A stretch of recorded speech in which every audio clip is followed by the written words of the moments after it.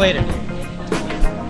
All right, it's the Jeff Dubay Show. It's a wild Wednesday. We are live at Bennett's Chop and Rail House. We're in West 7th. West 7th in Victoria, to be exact. We're getting ready for a wild playoff run. Hopefully it's a deep one, and it's a special day. Not just because Tony's not here. It's always special when Tony's not here, right? No. Well, that's nice. No, I'm just kidding. Tony's out getting beating up the bad guys. And for that, we thank him. But in his stead, Ben Remington is here again from Wild Extra, and from Fox Sports North, the Fox Sports North Net North, whatever. Tom Chorske. Tom Chorske, a Stanley Cup champion. Mr. Hockey from Southwest High School, of all goddamn places. And, I mean, it's just not the hockey hotbed it once was. But it was. But, I mean, well, you guys had a lot of spillover from Edina back in the day. I mean, you were right there with them. I mean, that's where the border was. That was a lot of tradition. You know, they won the state championship in 70. They had a long tradition of Olympians and did they still have the Indian head on the jersey when you played? Oh, yeah, absolutely. I we love had the Blackhawks, kind of the Blackhawks deal. Yeah, I loved it. Oh, it's the greatest. So, I mean, that area now, are there just no players? Are they all going to Holy Angels? Or where did they go to Jefferson? Where are they going? Yeah, demographics have really changed a lot. A lot of, I think a lot of immigrants have moved into the school district, and there was changeover just in the families that were there. Sure. I think that's kind of what really drove the city to have to in all the neighborhoods. You know, when I played, we had our own conference, and Roosevelt, Edison, Henry, Southwest, Washburn. Now it's one co-op team. Is that how it is in St. Paul too? Because you were going to go to Harding. You're a Hill Murray punk, but he's going to go to Harding. And now they're all it's like all one big collection. I think it's like the Blades or something where they've really like United. There's St. Paul United. Okay. I think, which that's is not a soccer team. Huh? It sounds like a soccer team. No, I think you're right. It does sound like a soccer team. The one other thing I want to get out of the way here, and then no more genuflecting to Chorske. But the reason I was always jealous, I picked up Gopher hockey intense. I mean, I watched it in the 70s, but I picked it up intensively in the 80s, like the Snuggerud, Chorske era, Richards. Yeah. And I always envied you because I don't think I ever saw a college game where you weren't the fastest guy on the ice. I mean, I'm not sucking up. I mean, you literally had legitimately more straight line speed than anybody on a game-in, game-out basis, and it had to be fun. It had to be like going to the rink and playing against kids. I mean, when you got a stride or two on everybody, I mean, you could always turn the corner. You could always, you'd always come up the wing and turn the corner on somebody and just take a big slap shot or something from the top of the circle. I mean, you could do what you wanted. Yeah, it was a gift. I was the only son of my mother and father. Neither one was a real athlete. I was blessed with the legs. I have a high school coach and longtime buddy named Keith O'Brien, and he just says when I was born, God reached down and touched my legs, and I skated a lot as a kid. And then at the U, we had really good training with Jack Blatherwick, Cardiac Jack, who's a guy you've maybe heard of. And then people even in the NHL would tell me to just stop thinking and just skate, just use your speed, and it was a lot of fun. I don't know if I wasn't a men amongst boys maybe until I came back after that Olympic year in '89. Yep. But and even then I wouldn't go as far as to say that. I'm typically a pretty modest guy, but when you mentioned my speed, well, you were the fastest guy. I'll take it. Well, I mean, that's the thing. I mean, I at the time I was just a 20-year-old. I mean, I wasn't the great hockey mind that I've become over the years. I mean, that's when it started. Speaking of modesty, but I just as somebody who just started watching Gopher hockey intensively, I could instantly just say, God, that guy's a lot faster than everybody else. I mean, it was pretty obvious. It was pretty blatant. Now, I didn't get to watch you a lot when you were on the Devils or anything, so I didn't know if it carried over to the NHL or if the gap had to be narrowed a little bit. It was narrowed, but I kept working on it. People will tell you that you should really, focus and run with your strong suits, and that was one of my strong suits. So maybe my hands never got much better, as far as handling the puck, but I could shoot pretty well, and I skated really fast. And there was a small window in the NHL, I think, where I was in the elite group of skaters. Yeah, it's always fun, especially the college game, when you can see that like an opposing set of defensemen don't understand the speed of somebody they're dealing with. I've seen people take just ridiculous angles. Talking about the college game with like Phil Kessel or Justin Kloos or back in the 80s with you. I mean, where they think they've got you, and then like a stride later, they're like, fuck. Yes. No, and you can, if you happen to be watching their footwork, they'll start to, fumble at their feet, or as you mentioned, they'll be skating backwards, and then by the time they decide to turn to the outside to take that player on, it's too late, and that player's already a stride past him, and they've turned too late. Well, I remember the Mercyhurst game that opened the season 2 years ago. It was Justin Kluse's first collegiate game, and he's getting the edge and turning the corner on people. I'm like, this is your first game. You're not supposed to do that in your first game. I mean, I remember how long it took Craig Johnson to start doing some crazy. I mean, he was fast. He's as talented, and to talk about it, he had a unique stride, a kind of a high kick stride, but it's so much talent. Hill Murray guy. But I remember when he was a sophomore, he was behind the net on like a power play, and the D kind of had him hemmed in. He didn't really know what to do, and he just said, "Screw it," and just flipped a pass over the net and plopped it. It was like a Mickelson flop shot that plopped down in the crease. I'm thinking that. This guy's like in his first week of his sophomore season. It took balls to even try shit like that back then. Yeah, you're right. He had a high kick. That's a good take by you. High kick, skate stride, but it was a weird stride. Super fast and boy, he had hands. Boy, he could dangle. Yeah, and he made it in the NHL. He had to play for a guy named Mike Keenan who was pretty hard on American college kids. But yeah. So that Sutter cat out in L.A. That's that guy too. Yeah, I mean Nate Miller. Well, Nate Miller's a buddy of mine, and he his first camp was with the Kings, and he said it was his first preseason game. He suited up, he's all fired up, and Sutter's got Sutter's got the opposing lines on the grease board. Yeah. With a little note about each player, like we'll dig in the corners, we'll shoots first, looks to shoot first, whatever. Soft, hit him hard. Yeah, but if there was an American college player, it just said college, that's all it would say. Just say like disregard. Just ridiculous. Just cross them off. Red pen. Yeah, seriously, it's just ridiculous. And there still is. I mean, that stigma's disappearing, but it does exist to a certain extent. We had it here. We had it here for years with Riseborough. No, we really did. They did not like the American college player. No, and not too many Minnesotans either. I mean, they had some token Minnesotans, and Darby Hendrickson was one of them and performed really well. Sure. When I was available. Are you saying Steve Aronson was a token? I was available, and they were we already got enough Minnesotans. Do you remember the first player they signed? I think it was Steve Aronson from Minnetonka. Was St. Thomas? Was he the first? St. Thomas. Yeah, it was just a joke. I mean, it was ridiculous. But we are here, believe it or not, to talk NHL and talk Wild. We're going to include people other than myself in the conversation. Ben Remington, Jason McGovern, Scott Schweitz. Let's just start it off with the playoff matchup. I don't like it. I mean, I know the squad's been on fire. I know that they're clicking on all cylinders.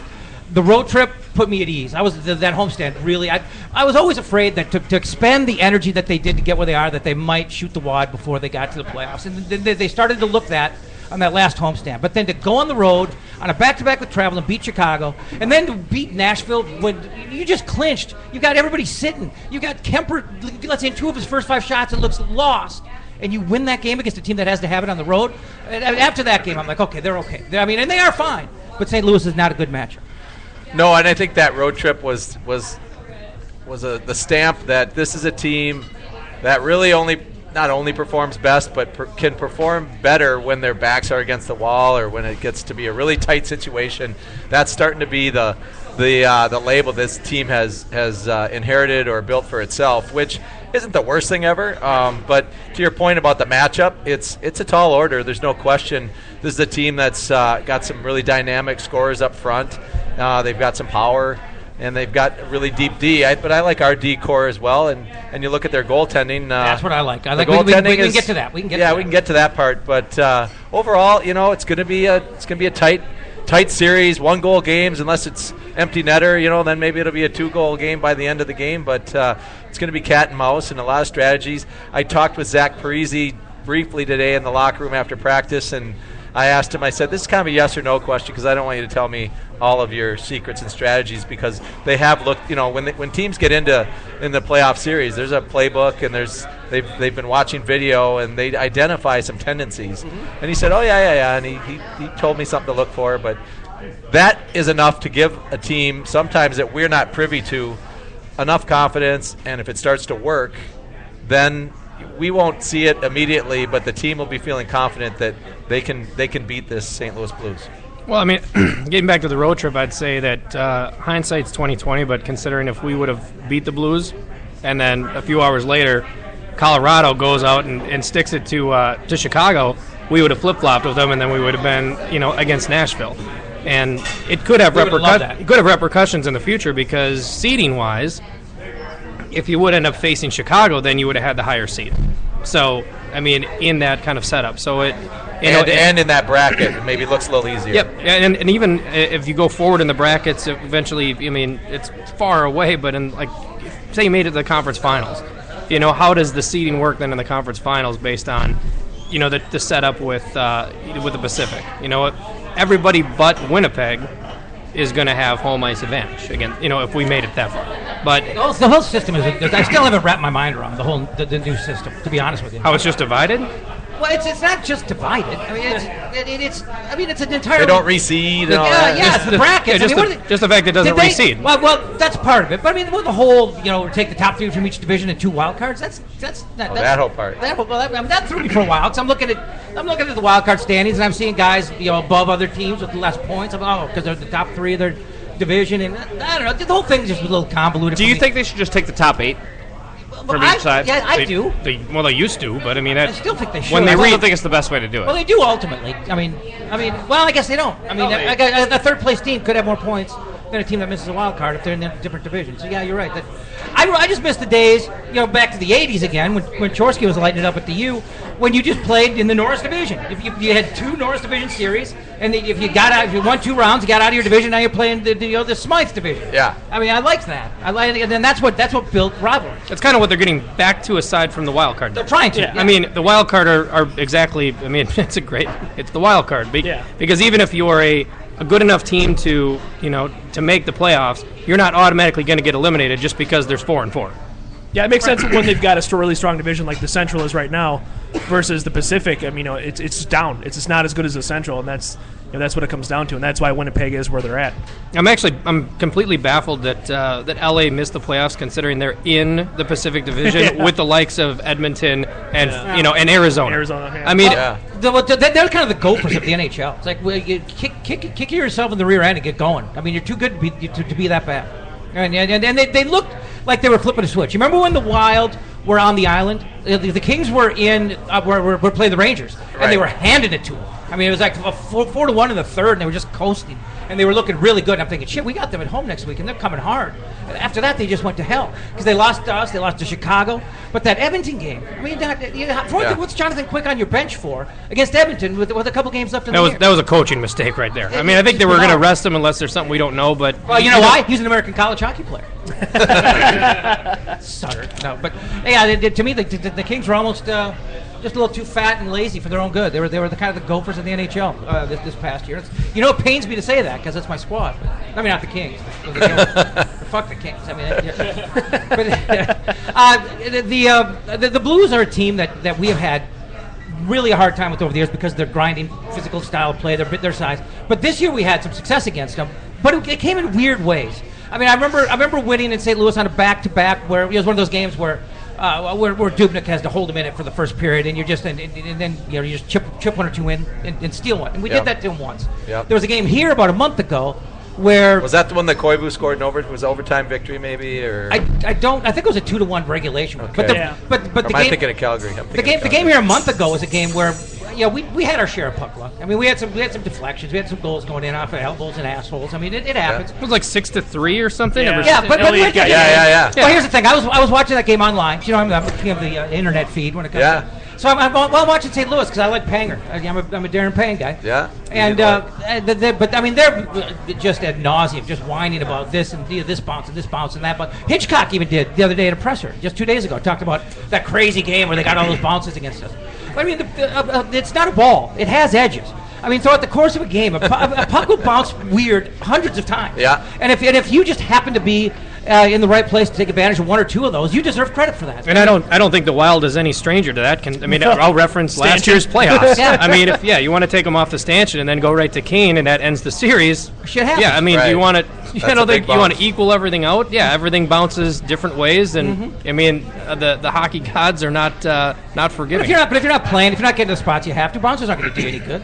Make your own luck, right? Yeah. I mean, how many times do you think people say, well, see, Parise, I could do that. He just stood there and the puck just landed on his stick. He had an open end. Well, get there. Get there. I mean, fight for the real estate. Yeah. And then tell me about how easy it is. It's not an accident that he's there. No. Getting that done. And he gets abused to be there. Yeah. I mean, the amount of times that he gets cross-checked in the back and the numbers and doesn't get called. I mean, and just not just a little hit, but like sent to the ice. Well, he just did in St. Louis on Saturday. Sent to the ice, and then he gets back up and gets right back in there. I mean, well, a buddy of mine, he's kind of bitter, but he's a good dude. He's a big hockey guy. When Pominville scored on that one timer, that rip against Nashville to win that game, instantly I got a text that says Precy couldn't do that, and I said sure. But Pominville doesn't, take the Christian Brothers bow tie to get 20 in the paint every year either. Right. He goes, but he could. Well, he doesn't. No, he doesn't. It is what it is. I don't think he would either. I'm not trying to take anything away from him, but I don't think it's the same. He's not the same character hockey player that Parise is. And let's get our first break in. It's a Wild Wednesday. It's Jeff Dubé show. We are at Bennett's. You decide what you're going to get for dinner yet? Because everything's good. I mean, everything's amazing. You said you're a regular here, semi-regular? It's not my first stop, but sometimes on the way home from a game, there's a stop that happens. It's kind of tainted because this is where the Bulldogs celebrated their national title a few years ago. I know, yeah, he's a Bulldog guy. Yeah, I mean, see those stains over there? That's beer celebration. And some of those kids had to be underage, by the way, Joe. Get Joe out here. I want to know. Where is Joe? Did they check all those IDs? They had to check all those IDs. But probably an NC2A violation in there, too. Seriously. I mean, I tell you what, though, of all the hated rivals of the Gophers, the Bulldogs are the one that I could tolerate the most. I mean, even though they get this, the 1 year I'm up there and they put up on the scoreboard UMD and UMTC. It's like, come on, get over it. It's not UMTC. I like their coaching staff, too. Well, Sandlin's a great guys. guy. Yep. Sandlin's a fantastic guy. Who else is on the staff? Plant. Oh, Derek? Derek Plant. Really? Yep. Huh. And then a former Fighting Sioux guy. Yeah, that's the old Sandlin connection. Yeah. Remember when Blaze left? Everybody just assumed it was Sandlin. I mean, it was a slam dunk, and they never even talked to him. His phone never rang. And he was a little slighted by that. He's a good coach. He's a hell of a guy. He was not happy that he didn't get a call. But anyway, I digress. We got to take our first break. We'll be back. With Suhan Unfiltered, sports columnist for the Minneapolis Star-Tribune, Jim Suhan presents in-depth conversations with the best writers and sports personalities in the area. Suhan brings professional journalism flavor without the verbal censoring. Find out what unfiltered really means. Only on the Alive and Social Network. SuhanUnfiltered.com. The term foodie can sometimes come across as a tickle pretentious. BT and Lydia are here to demystify the term and reclaim it for the sake of good food. Their weekly podcast brings in fellow foodies and culture creators from the Twin Cities to talk about all things food. Find this duo only on the Alive and Social Network.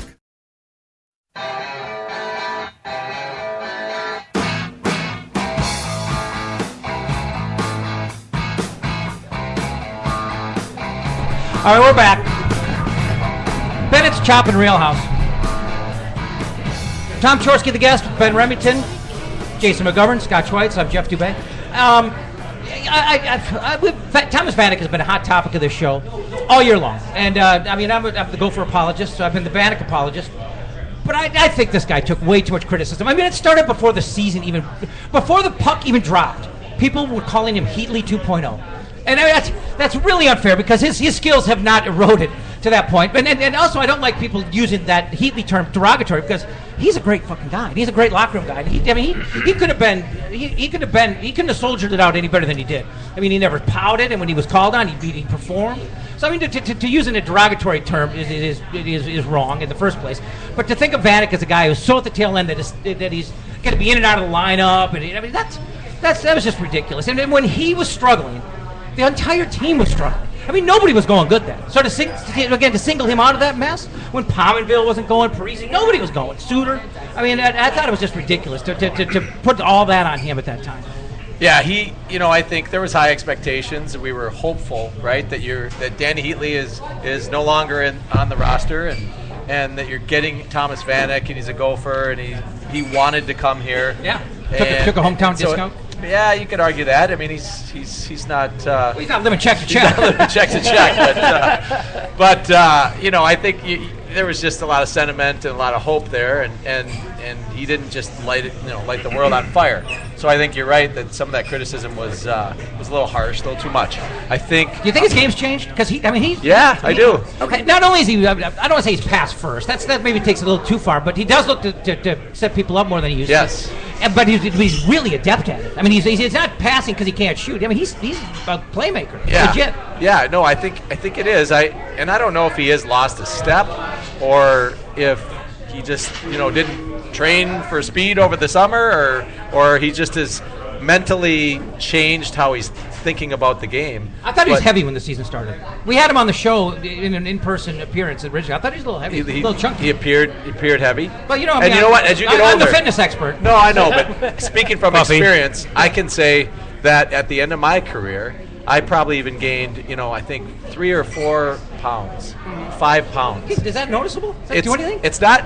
Well, I remember talking to a former. It was Slava Fetisov, who I'd run into. He was then playing for the Detroit Red Wings, and he saw. He was like, "Yeah, how's your?" He's talking to me You like. played with him with the Devils. Yeah, I played with him with the Devils, and he said, "How's your weight?" He said, because I said, it's a little bit of a struggle. I'm my game, not my weight, but my game. And he said, "Oh, you got to make sure you as you get older, your legs." Your legs don't have the same spring, the same jump, so you got to lose weight, train harder, and this and that. So, I mean, I get it. It happens, but he's not that old. I mean, he's 30, 31. Right, he's the same age as Suter and Parisi. So, yeah. When someone said, "I hope you got a few more years in here," you're like, "Well, I hope you do," because Parisi and Suter are signed for 7 more years. Yeah. Well, I mean, and they're both playing at the top of their games right now. I mean, I'm not saying they're still ascending. So I don't know what the pinnacle would be for either, but neither is descending. I can tell you that. No. I mean, they're right in the prime. Oh yeah. Well, one of the things you guys didn't touch on with Vanek is he had to have some mental anxiety over the whole gambling thing. I mean, you had to. I mean, that has to affect somebody. The fact that you're, there's questions about being, federally indicted and about gambling rings and it's public that you lost in excess of $1 million in gambling debt. I mean, that probably screws with you a little bit. A little bit. And they pile on that they were bouncing him around from line to line. Yeah, that's what and he was right. And he likes to be. He's a right shot that likes to play left wing.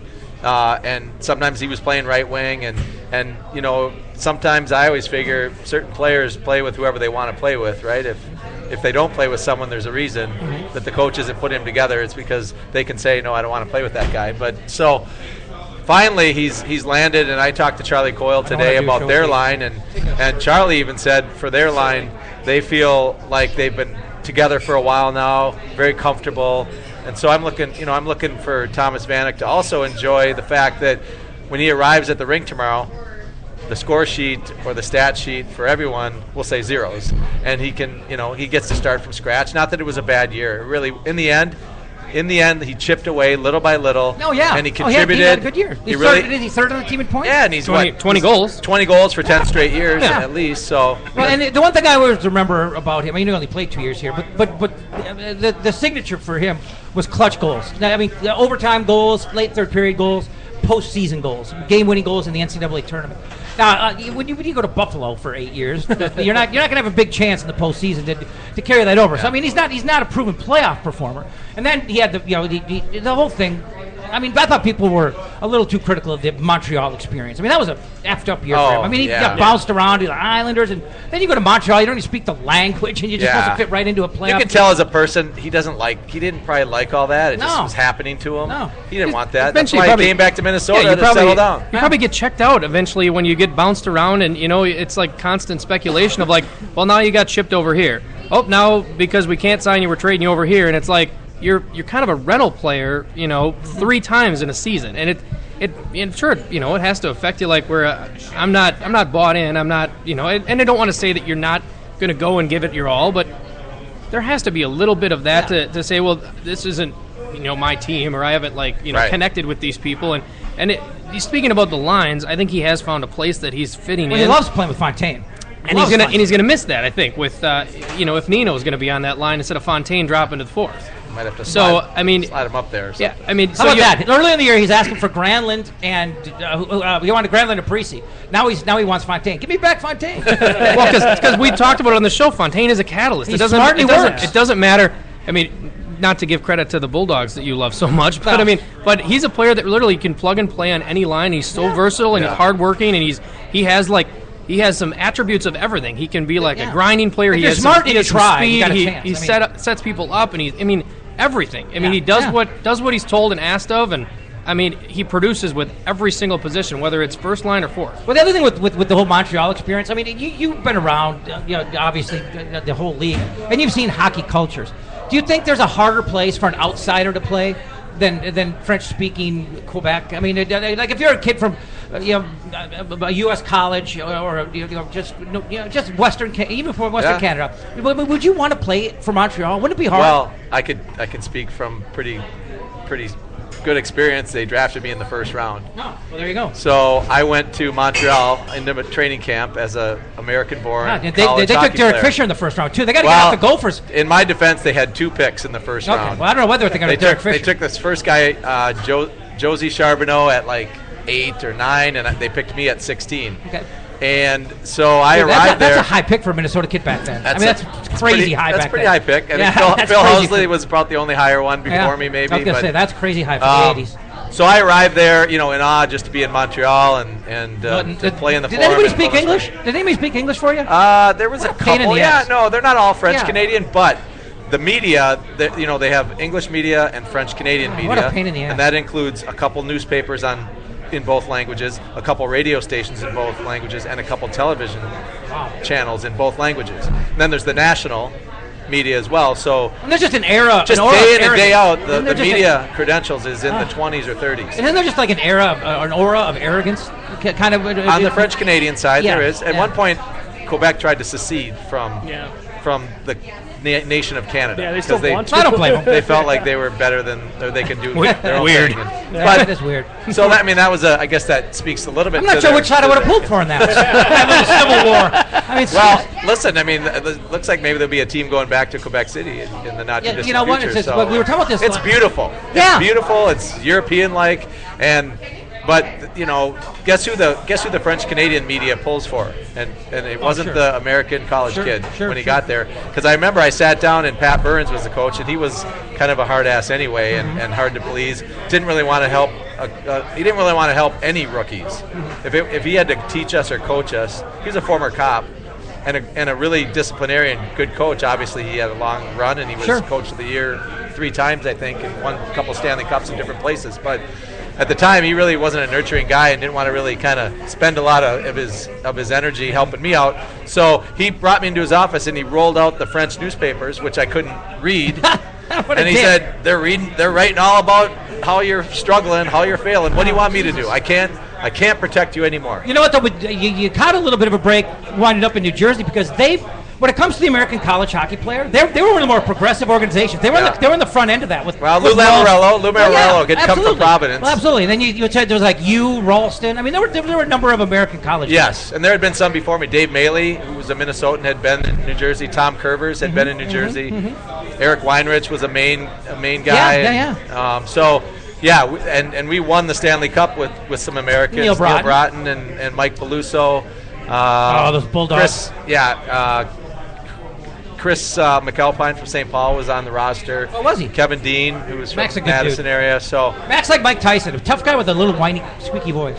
Mike Peluso? No, Chris McAlpine. Oh, Chris McAlpine. He's a tough guy, but he doesn't sound like a tough guy. He sounds like Tyson. Heavy hitter. Yeah, he's one of my all-time favorites. Yeah. At first, I thought you said Mike Tyson. I'm like, I don't think he sounds like a little guy. No, Mike Tyson. Mike Tyson is the stereotypical big guy who sounds like a little wimp. No, the lisp doesn't help and McAlpine was straight up badass. As a matter of fact, his autographed pictures, you see it right when you walk in the front door here on the wall. Absolutely. I mean, he was straight up badass. As a matter of fact, that '94 Gopher team is one of my all-time favorites. I mean, they came out of the gate, they were like 0-6, and they were just dead in the water. But they have what they had. They had seniors. They had McAlpine and Nielsen, Diedzik, Bianchi. Yeah. I mean, they had seniors. They wouldn't let them sink, and they went to the Frozen Four. But anyway, I digress again. We could just do Gopher memories for the next however many minutes. A summer show. Let me ask you this. Now, I've always said that when teams say we don't care who we get, they always say that. Yeah. And one school of thought is that's just lip service because they don't want locker board material for the other team. Yep. But I've always kind of thought that it's more than lip service because if you really sit around in the locker room for the last week of the season, hoping that the things just fall right for you to get a certain team. And then you get that team. I think haven't you lost your edge? If you get what you want, don't you almost say, you take a deep breath, and say, hey, let your guard down. Yeah, I mean, as a pro athlete, can you afford to think like that? Because I would think your edge is gone. No, you can't. You can't. And that's why I was in the locker room asking some guys today, trying to find out if their approach to this series is, well, I just want to do my job, or I just want to play my role.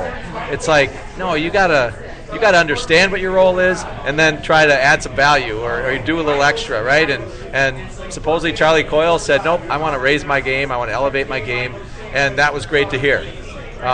From him, like Howla last year, because he's a guy, right? Like Howla last year, they get into the playoffs, and you know what? It's not easy to do. It's not as hard to do as you think, because you get to concentrate and focus on the same team, on your role. You start to get a little confidence, and you get a bounce, you get a little puck luck your way, and all of a sudden, things are going your way, and playoffs is all about momentum, right? I mean, it's momentum swings, and if it starts swinging against you, you got to figure out a way to change it and stop it.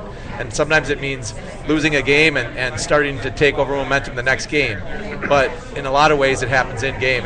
There's momentum swings, and that's why we were looking at St. Louis today in our planning for these first two pre and post game shows. But the last 2 years, St. Louis has gotten into the playoffs, won the first 2 games, and then lost 4 straight. And we've gone the other way, basically. Yeah, we've kind of we lost 2 and come home in 1. Right. So you see how winning the first 2 games doesn't guarantee anything, and neither does losing 2 games, and that's because momentum plays such a huge part in playoffs. I mean, the one quote I did see was from Dubnyk, and he basically is like, "This is great, but we're wanting to do a whole lot more." And to have your goaltender of all people be the guy that's like, "Who cares if we made the playoff? Like, we want to, our goal is especially to for a guy who wasn't make been it there deep, before. make it deep in the playoffs." So I don't know how much of that is just like lip service. I mean, like you said, or if that's like actually like, if your goaltender is like invested and is like has that gamer mentality right out of the gate. I mean, he's probably mature enough to make that statement or maybe think that way.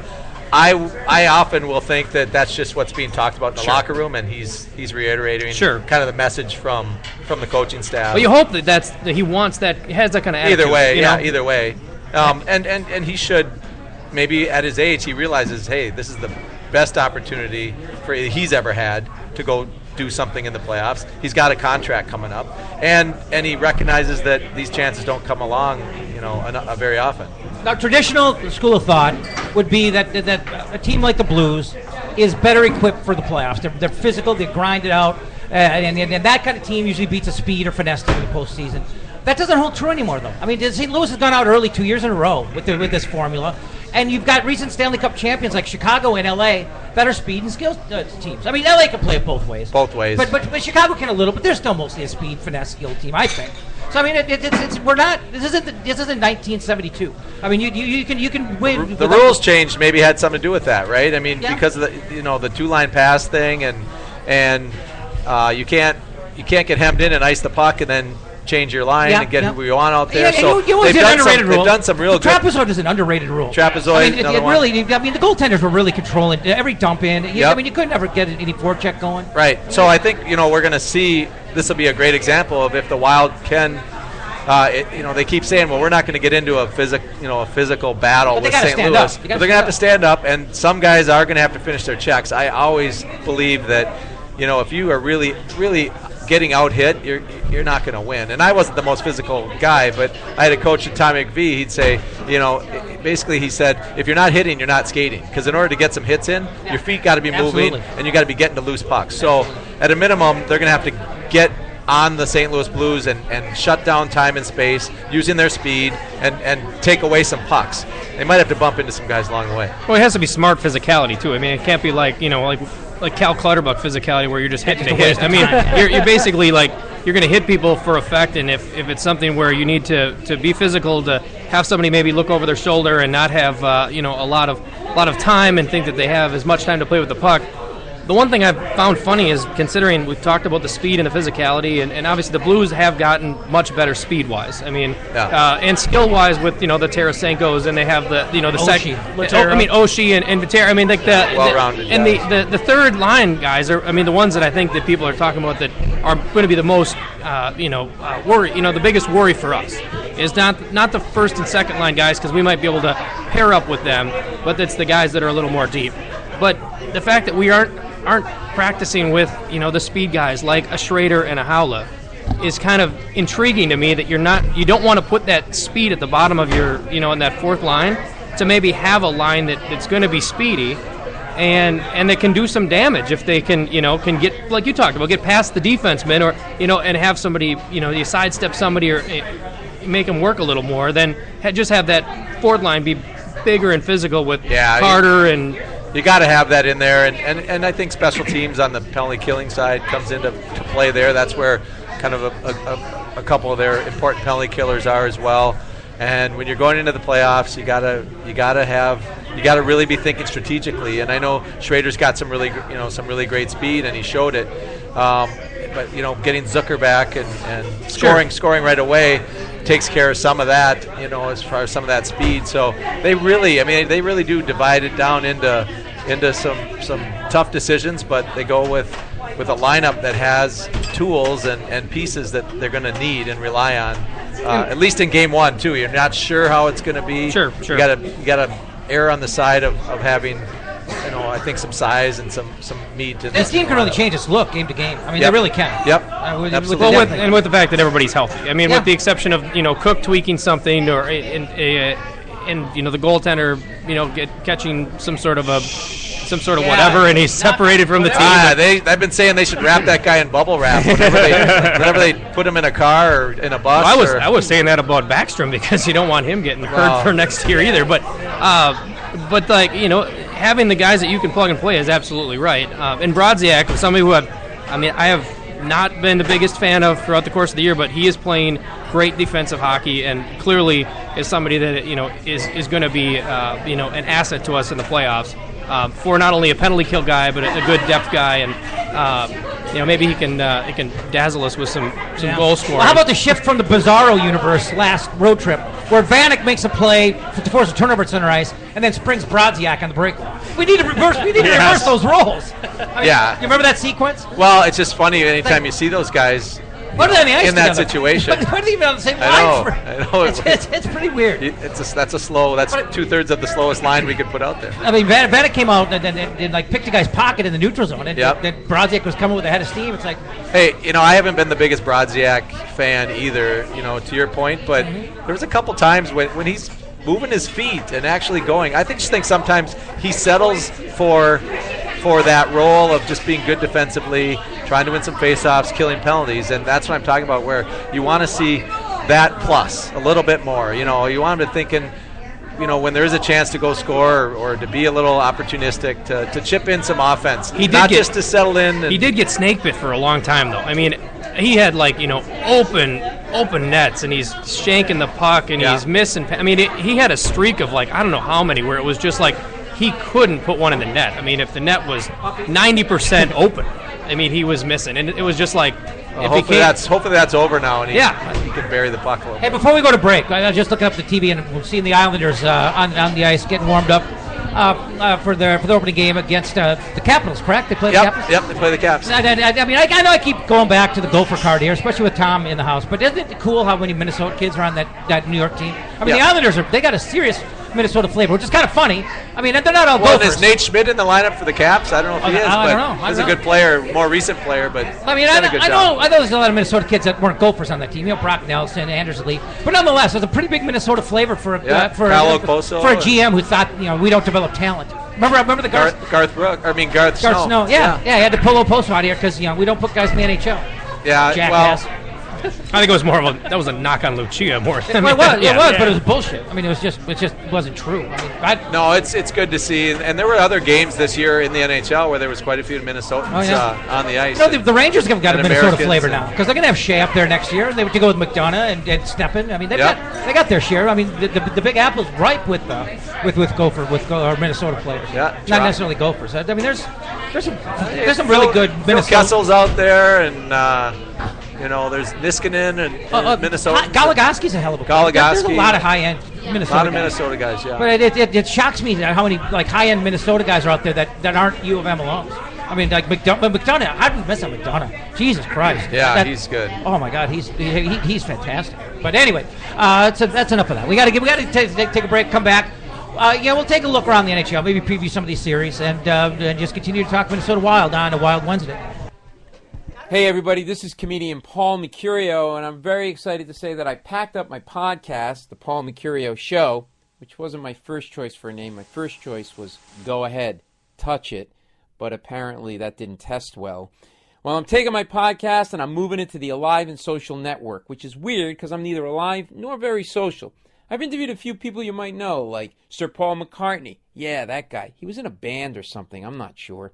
Stephen Colbert, Bob Costas, Jay Leno, Stone Cold Steve Austin, Kristen Chenoweth, and many, many more. I've won Emmy and Peabody Awards for my work on The Daily Show. I've had my own Comedy Central special, been on HBO, and I'm excited to be part of the new network. The Paul Mercurio Show is available on iTunes, Android, and available at paulmercurio.com. Listen to my show every week. Every week you will get rich. How? I give you a foolproof method to go out and make $100,000 without ever leaving your couch. Okay, that's a lie, but the podcast, it's good. What are you drinking tonight, Jason? The Minnesota Pubcast with Jason and Molly. I'm drinking a Liftbridge Hop Dish. It's Pub Talk from a Minnesotan perspective. I'm always really proud of where I'm from. I'm super proud of Minnesota, and I think Minneapolis is awesome. I think St. Paul is awesome. I think they're a really awesome cultural epicenter. With great local guests. So the other voice you hear in the room today is Jerry Fagerberg from the City Pages. Talk about the official Minnesota Tall Boy, which your piece is on the cover of the City Pages today. It is on the cover, came out today. Talking movies. All right, you saw Boyhood. I need to hear what you thought. Oh, man. Oh, man. Wow. Sports. A guy who was undrafted knew what was coming. And everything else you talk about at the pub. Let's not pretend like we know what we're talking about. Well, what do you think I do every show? The Minnesota Pubcast with Jason McGovern and Molly Burke. Listen at mnpubcast.com or subscribe on iTunes. We want to just find meaning in life. When I get to the bottom, I go back to the top of the slide. I don't feel right. I don't feel like it. To the bottom, I go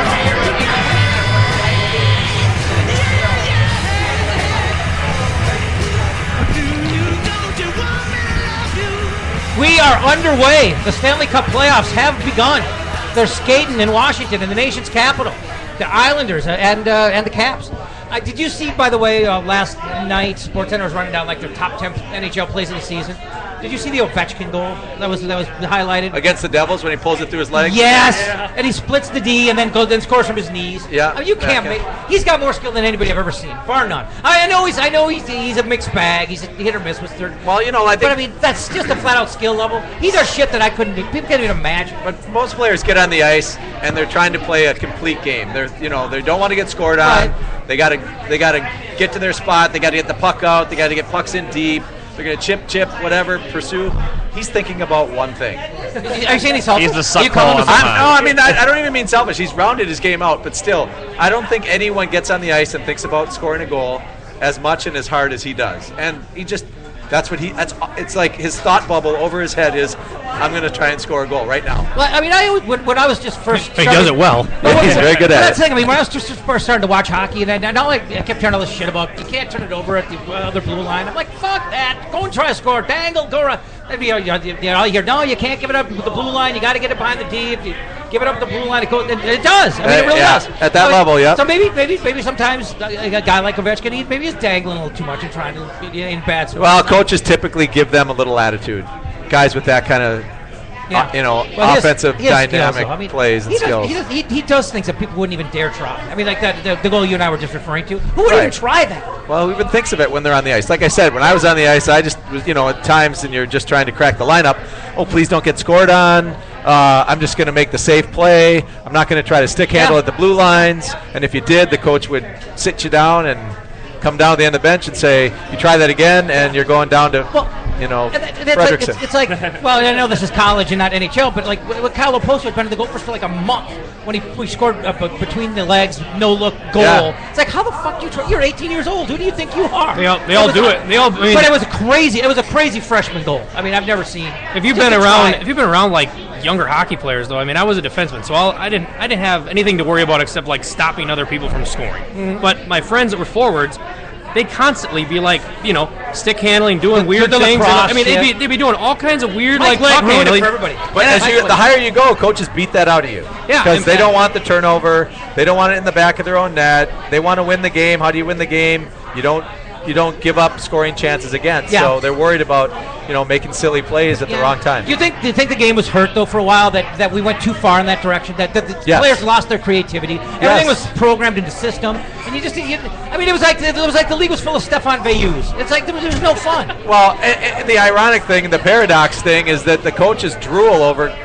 When they get a skilled player, right? They're like, "Oh my God, finally I got a guy with so much skill." Yeah, and then they strip the personality off him. Well, yeah, or they're stripping it out of other guys that have maybe almost as much skill or arrive in the NHL with a lot of skill because that's what got them there. Yeah. And then they say, "Nope, you're going to be a grinding winger, and you're just going to, we're going to chip it in and chip it out, dump and chase." And well, it depends what kind of system it is too. I mean, look at like the Mare era. I mean, it was all about the trap, and I mean, people would complain forever about boring hockey and like. I gotta stick up for that one. Though. I know, like, for sure. But I mean, that was like they want the exciting hockey and they want like the end-to-end rushes and they don't want like the the clogged neutral zone and like right, which is why they changed that red line rule.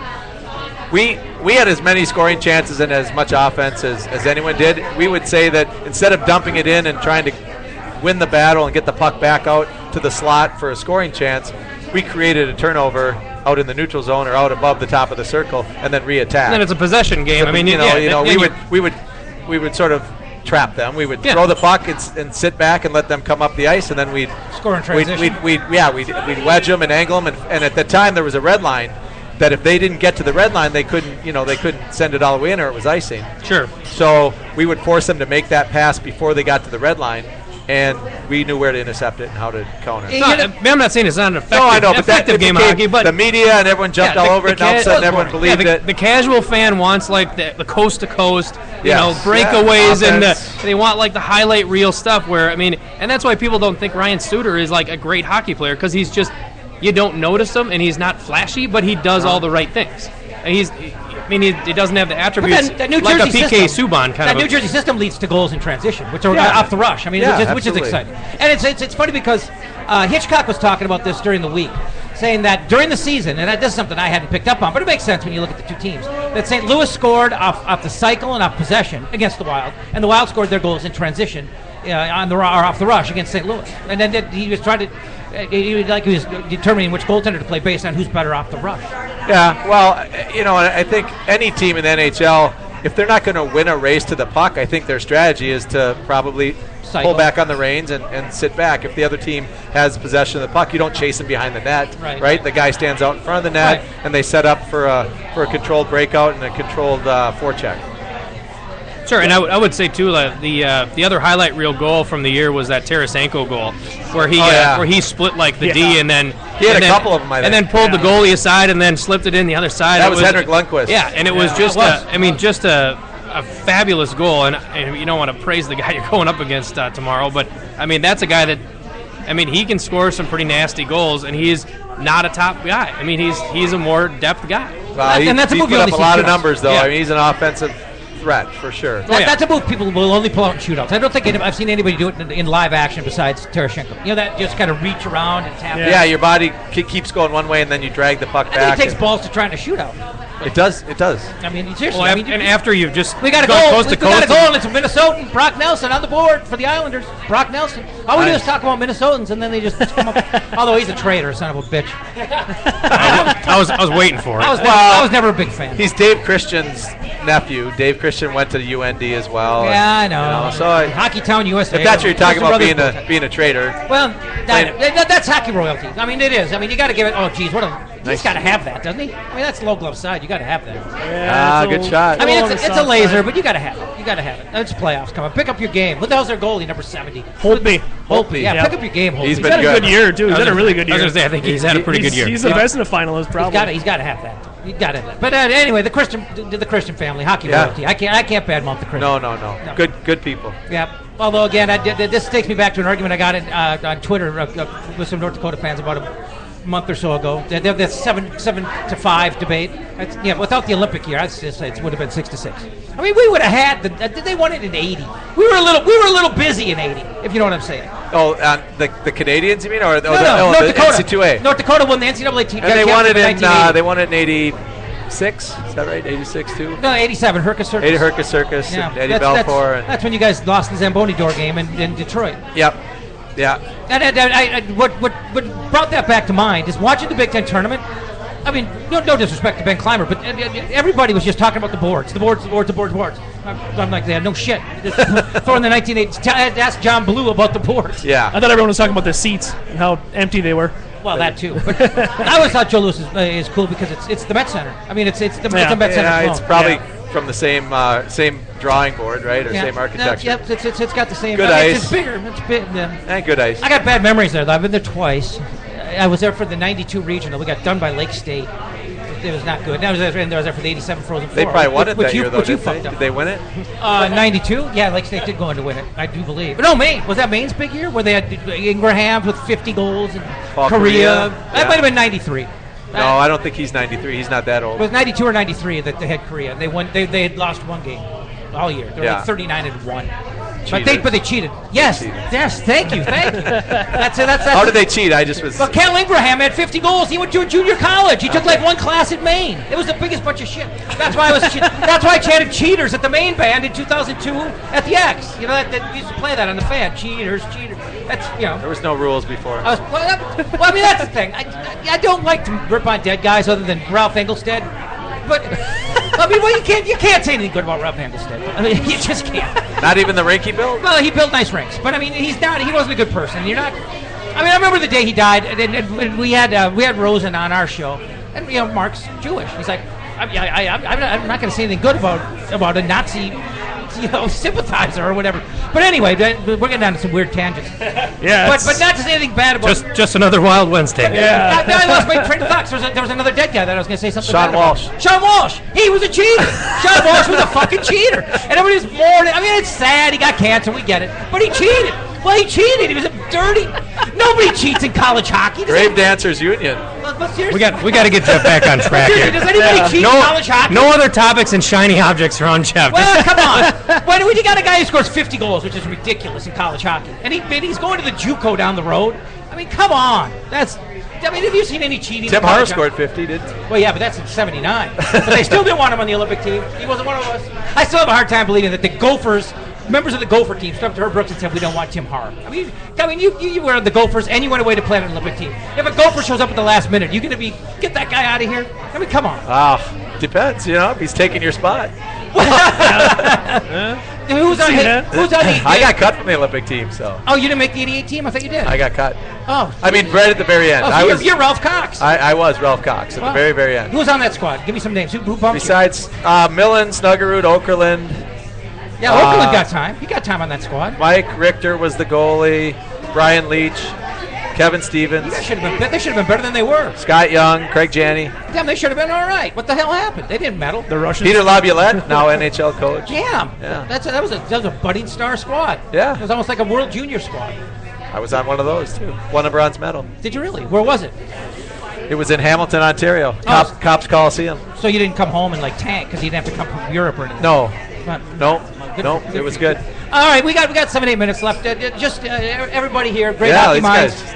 Yeah, I mean, Ben, you're over there, aren't you? Yeah, I'm here. I'm still here. He's got the Dominator jersey going and everything. How about in the playoff How mood. about some just I don't want to say dark horse things in the playoff, but things that you think will happen that maybe everybody else isn't expecting. Something that you think's on the radar. Well, I don't know that it's. I mean, it's getting kind of trendy actually for people to pick teams like the Senators and the Jets even, but. You know, People are loving the Jets. Russo's picking the Jets. I asked Michael. Yeah, Russo I like the Flames too. I think the Flames will beat the Canucks. I think love that's Johnny Gaudreau. semi-popular, but other than that, I don't know. Everything. This is such a wide open playoffs. It's really actually kind of awesome. It really is. You can point at any wild card team and.